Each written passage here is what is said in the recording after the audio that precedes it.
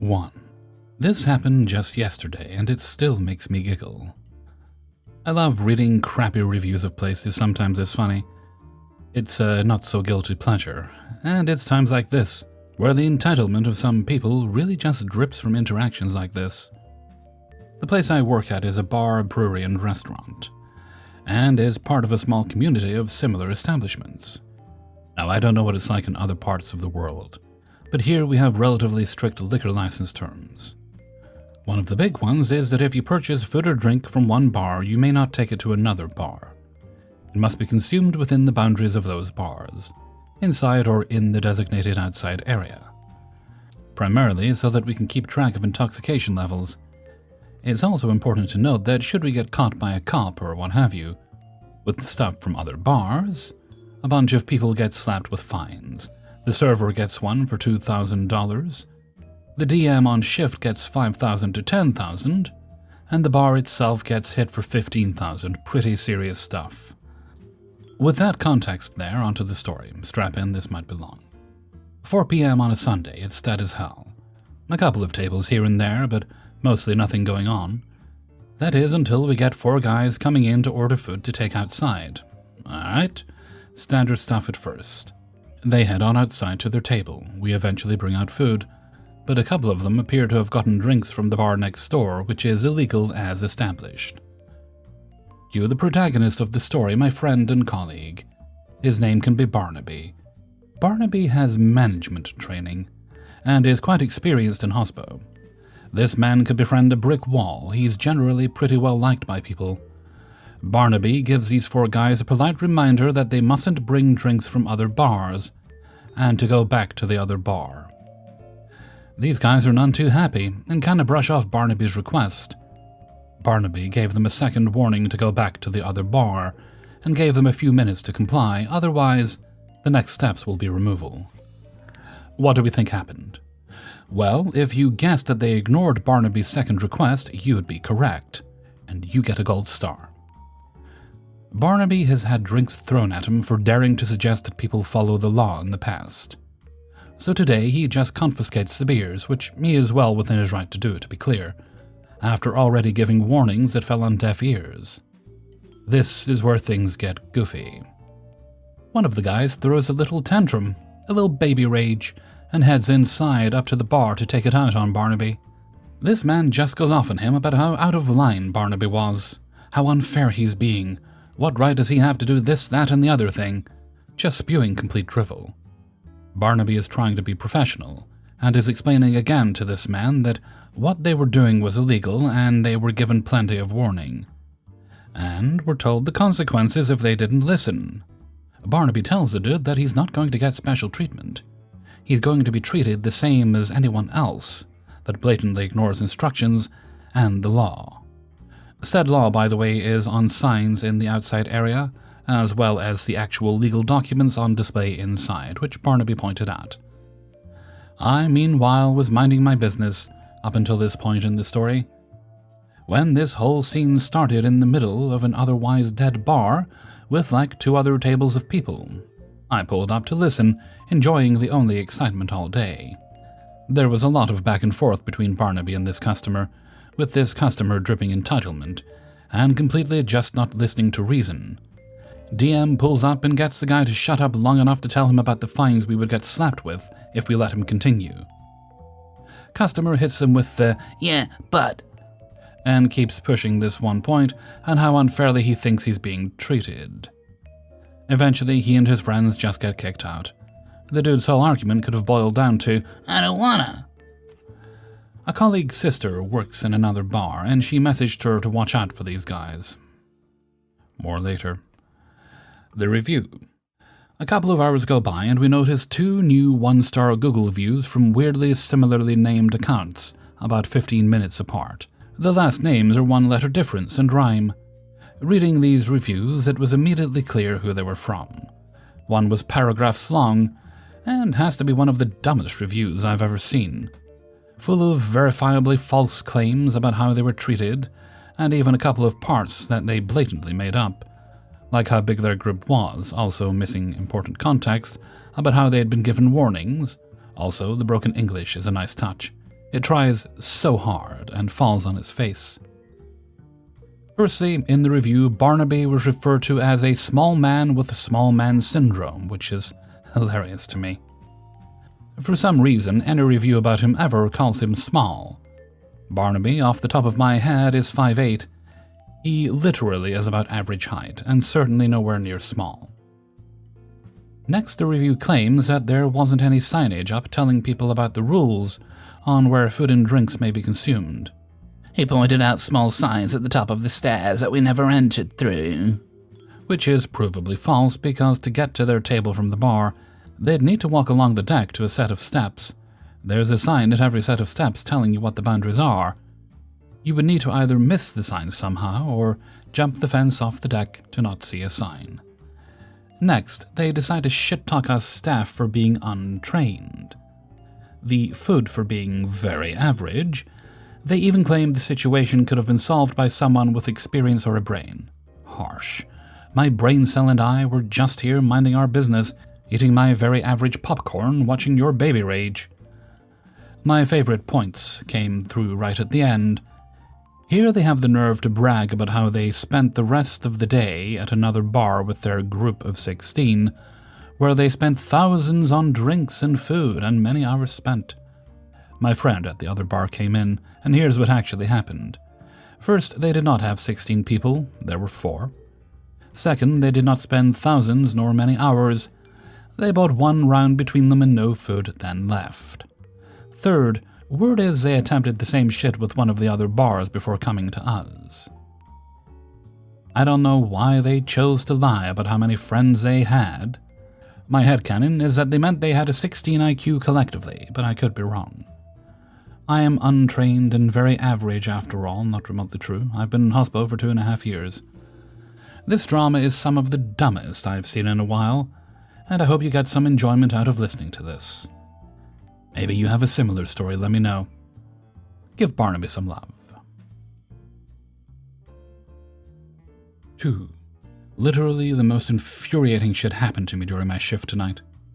For starters, I work in a mid-level upscale restaurant, and we pool tips. I always come in on time, leave pretty late pretty much every shift.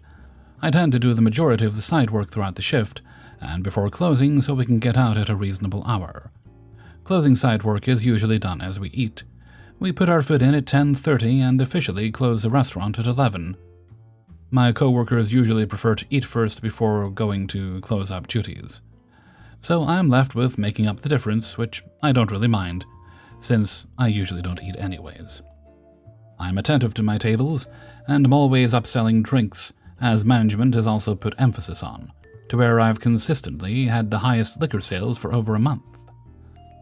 I buss and polish and do everything basically above what is expected of me personally. You know, being a server. My coworkers and I always ask and check in with each other if we need help, what we've done, etc., etc. Essentially, I do my job and I do it well, and I know I'm a damn good server. Yet, I got basically told off by my manager and the owner of the restaurant tonight because she saw me not immediately go to greet a table. They had literally just sat down. I was pretty much told I'm not a team player and the reason I have less shifts than everyone else. I've only been put on the schedule 2 days out of the week for the last 2 weeks. Was planning to actually bring it up to the boss today. Is because I have never improved in my time working here, August. What the hell? I was literally like, what the actual fuck? That it says something that the new hires are better than me when I've been here longer than they have. Better at what? Serving? Sales? Tips? They didn't specify. I was so upset and confused I ended up crying. I asked what the fuck they meant. I said I literally do and excel at all of these things. I have no idea where they're coming from. And from where they are coming is baseless. I come to work and I work my ass off. The fact that you can be doing extra and then being told you're not doing enough is appalling. The thing about my restaurant, also, is that 85% of the people employed here either know or are friends with the owner. Our manager is also a friend of the owner, so nope, none of them you will ever see getting scrutinized. I thought back to my last shifts. Sure, we all make a few mistakes here and there, that's literally human error. Everyone is guilty of this, including those in with management. Not including a table at first, not taking away sharing plates from the table while you're busy. Literally every server on Earth has at some point done all of this, you know? However, it's not a consistent problem. These things are circumstantial, and they happen accidentally, not habitually. But, according to my manager, I'm not committed to tables, neglect offering to help my coworkers with their tables and bussing them, all of which I literally do, every day, all the time. I was and am still shocked. I need to do more. We just want to see you do well. Well, how about taking a look at your Nepo baby staff, all of whom have known you for 10 plus years instead? Management expects us to be consistently improving, yet we never hear any type of positive feedback when we are improved, all busting our asses, bringing in money. At the end of the night, my manager gave me a sheet titled the 60 to 40 rule. It was literally just a bulleted list of steps of service. Was literally the most patronizing part of the night. Do these people think I'm incompetent? Why yes, this bulleted sheet will fix my complete lack of service skills altogether. You're right, I have no idea what any of this serving stuff was before you handed this to me. Wow. I'm still pissed. So yeah, that was my night.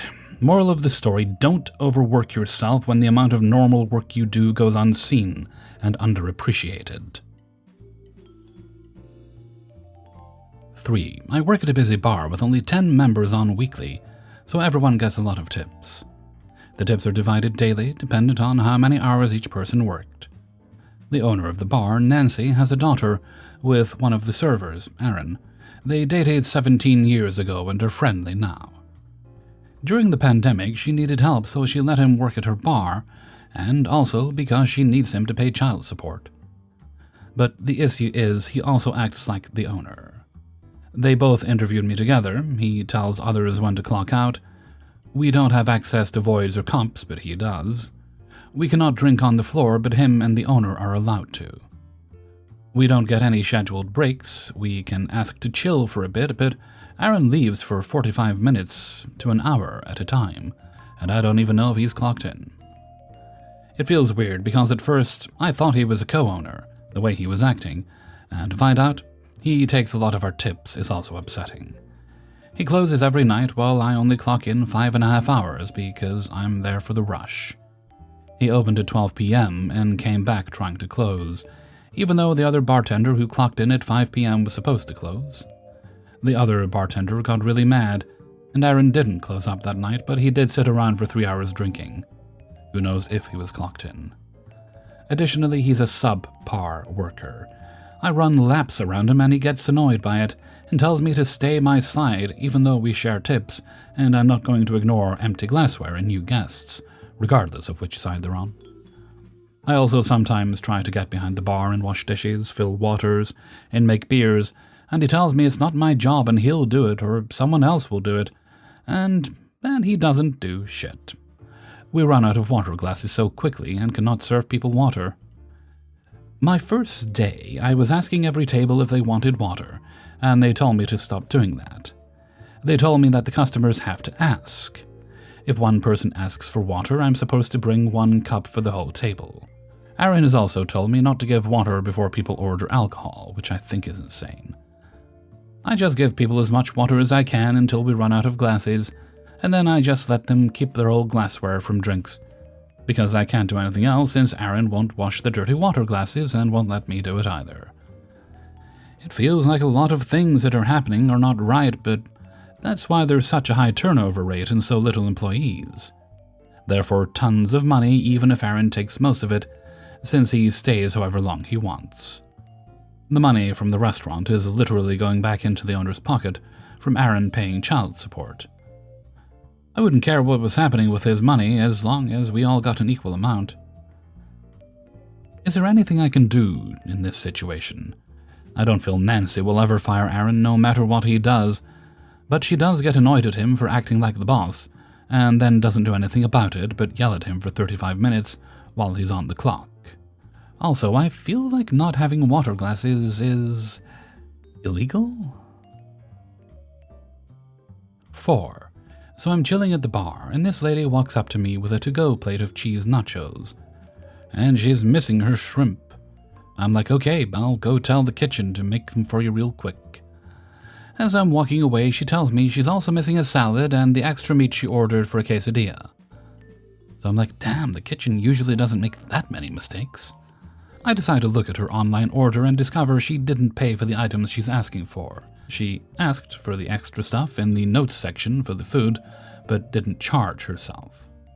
I'm like, okay, ma'am, you didn't order the correct food on the ordering service. And responds, I know what I ordered. I ordered shrimp nachos, not cheese nachos. She's saying all this as I'm showing her our iPad, showing she ordered cheese nachos and even how prices don't match. She then starts getting mad because we got her other stuff wrong. She says that we should have put all the stuff from the notes with the food because she had wrote, I'd like extra meat, I'll pay for it when I get there. Problem is, she had already left the building with the food, then came back when she saw we didn't put the extra stuff in she asked for free. So, I point out that, ma'am, you left the building and didn't pay for the extra meat, meaning I try to convey to her that it looks like she never planned on paying for any of the extra stuff in the first place, but she played dumb. She then started blaming the cooks for not telling me to call her and let her know she didn't input the food correctly. Honestly, she got us there. I let her know I'd let the cooks know not to do that again. Then she starts complaining about why she just didn't get the stuff for free at this point. I was out of patience and told her, ma'am, you got what you paid for. We aren't allowed to give out free stuff. And this gets her riled up more and more, and she starts yelling, no, I didn't. I assume because she feels entitled to the free stuff she was asking for. At this point, all I say is, I'm gonna get you the shrimp from the back, but I'm gonna have to charge that. Is that okay? She yells, fine, that's what I'm here for. I let the cooks know and make a side of shrimp and salad she asked for. I walk out and hand her the stuff, and she asks, how much is it? And I say, it's free. Just please take a look at what you order on DoorDash. And this is where she goes ballistic, yelling, I don't need no free handouts. I didn't ask for it for free. And starts yelling out more nonsense, and at that point I'm like, ma'am, please leave. And she leaves all angrily. Could I have gone about this more diplomatically? Probably. But she had such a bad attitude, I honestly wasn't going to bother. 5. I have this regular who I refer to as bitch regular to my friends and family, so they remember who I'm complaining about when I'm inevitably complaining about her again. She likes one certain table in the dining room, over 3 other identical tables in the dining room, because she's a raging bitch and is never happy. One day, said table was dirty. None of us on shift that day were particularly inclined to drop what we were doing to clean it for her, both because of her general attitude and the fact that there were 3 identical tables already clean she could have sat at. I hear the sound of plates hitting a table. I look out to the dining room. And what do I see? She's moving the dirty dishes onto a clean neighboring six-top. I ran over to her and asked her what in the world she thought she was doing, grabbing the dirty dishes off the once clean table. She was too amused at the speed of my reaction to pay attention to what I was saying, but she's incapable of feeling shame, so it wouldn't have mattered anyway. I really didn't have to, but I tore down that whole six-top and made it fucking sparkle right in front of her. Not touching the table she wanted to sit at. I'm talking, taking away a plate she sat on top of it, and taking off wrapped silverware and meticulously undoing the wrappings, and throwing everything back in the bus cart, in just the right place, spraying the table with disinfectant, gotta let it sit too, wiping it down again, getting new silverware. I'm talking at least a 5-minute affair when a simple wipe with a bleach cloth where she set the plate down would have been sufficient. All while her table remained dirty, as my busser was conveniently stuck with tables at the other side of the restaurant. I asked her to wait for someone to clean it for her the next time, as if, or just to sit at a different table, double as if. I finally cleaned the table for her, as I really couldn't justify walking away from her before doing so. I wasn't busy at the moment, and the boss would get pissed off if I pissed her off. I fucking hate bitch regular. Hey everybody, Hellfreezer here, and thank you very much for listening to Spinning Plates, episode 211. And thank you very much to everybody who allowed me to use their stories in this video. Please do pop a like before you go, thank you kindly. Alright, no stream this weekend. I have company this week and next week. I intend to enjoy their company as much as I can while they're here. Hopefully, after that we'll probably get back to the regular weekend streaming. But as it's a weekend, I'm just going to skip the question of the day. Instead, why don't you just tell me what your plans are for the weekend? If you have time to relax, and if not, I hope you do soon. And with that, I'm going to head off for now. So until next time, thank you very much for listening, and take very good care of yourselves.